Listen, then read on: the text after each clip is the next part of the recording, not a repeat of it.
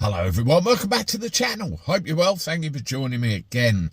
Apologies for my absence yesterday. Kind of decided to have the day off at the end of the month. Every now and again you do need it. Anyway, I'm back again with more stuff and good to see you. This country of ours.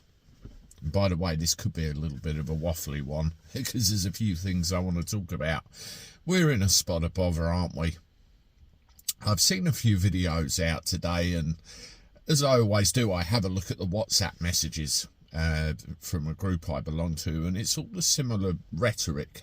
You know, this country's fucked and, you know, all the rest of it, and people are very downbeat.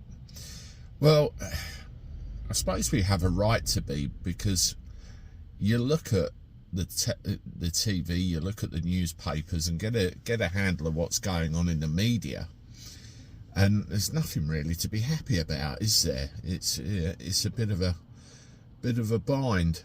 And when you look at the reform rally in Birmingham, I personally was very disappointed with that. I noticed there was large gaps in the seating when you look at some of the cameras from other things. When you looked at the live feed, which is how I tuned in, Paul Thorpe gets more views on a Sunday night than the Grand Reform rally did when it was broadcast in Birmingham. You look at the narrative control, you look at the fact that Paz got thrown out just for minding his own business effectively, and Clown World as well, which was a bit of a mistake, because at the end of the day, Paz, Clown World, myself and others are a voice, and we can either be good for you or we can be bad for you. Pays your money, takes your chances kind of thing. But it all leaves a sour taste in the mouth, doesn't it? And you think, is that hope blown? Is that hope lost? What's that all about? So what happens now? What happens now? That's the thing. I was looking, and I tell you right now, I can't, in its current form, support reform. I think you've all worked that out from the last few videos I've done. I support the idea of reform. And if there was, you know, reform in another way, if reform looked like something else, as in Farage's reform, I could certainly get behind it, but not now. And it alarms me, the number of people still in the comments that are going, oh, you're going to split the vote, you're not doing any favours or anything, you know. But I'm reminded of something. False hope is worse than no hope at all. Don't you think? So where do we go with this? Who are we? What are we? What are we supposed to be anymore? You know, you look at the Union, the United Kingdom, that's what we are at the end of the day. We're a political union that's been around for about 320 years, not far shy of. And that political union is made up of Wales, Scotland, Northern Ireland and England. Those are the countries within that union. Unions come and unions go. You look at the Soviet Union, you look what happened to that, as in the USSR. I'm old enough to remember. You look at what's happening with the European Union, and I'm sure throughout our history there are other unions that have come and have gone. The problem is with a lot of our politicians, you know, that grease their silver spoons in the halls of Westminster right now. They're all unionists. They believe in the idea of a United Kingdom. There is a politician who I have a lot of time for, but he refers to it as the United Kingdom of Great Britain and Northern Ireland. That's just a completely disjointed way of saying it all. At the end of the day, I'm English. That's my nationality. That's the country I'm from. Have a look at this. This is a poll I did. And I said to people, if you were born in England, what do you consider yourself? English? British? Both? Or you know, if you've got another opinion, let me know. And you can see overwhelmingly out of about 15,000 votes, English. So there is that very strong sense of nationality there.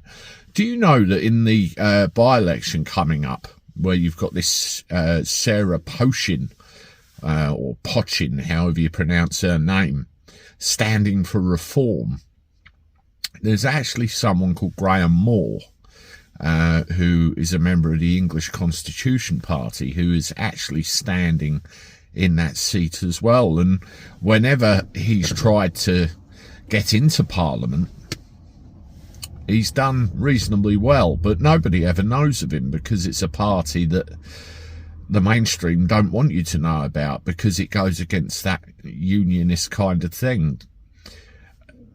And I wonder what will happen this time round. He needs listening to, because he does make a lot of sense. But you look at the union between all of our countries, there is one thing we have in common. We all have a big problem with those that oversee us, those that rule everything we do and everything we say. So even though it's a union sitting on a patch of land called Great Britain, all of this is in writing. You can look all of this up, everything I'm saying. We all have one thing in common. We have to unite behind the cause. We have to keep together. We have to deal with this issue that faces all of us, and it's our children as well, isn't it, that's going to face the consequences if we don't do anything about it now. Now, everybody's saying there's not enough time. 4 years, there's not enough time. We'll split the vote. People are brainwashed into thinking that the voting is the way to go. You know, we have to vote this way or that way, otherwise we're doomed. We're going to get Keir Starmer again. At the end of the day, this country's in enough trouble, isn't it? We have enough time if we all get behind something now. If we all get behind something now, it can be changed. There is enough time. People need to realise that we are stuck in a system of our own making. We vote this way or we vote that way every single time, and it keeps those in power that want to be there. We have to think outside the box. We have to think differently about all of this. Otherwise, things are never going to change. The 40% that I keep mentioning that never showed up for work last time, they need to come out. They need a reason to stand up and be counted. Otherwise, things are never going to change. I mentioned Graham Moore earlier on, the English Constitution Party. I would be half tempted to vote for somebody like that because it aligns with my values, my English values, what I want. I want my England the way it should be. And maybe you need to think about getting behind, you know, a common cause as well.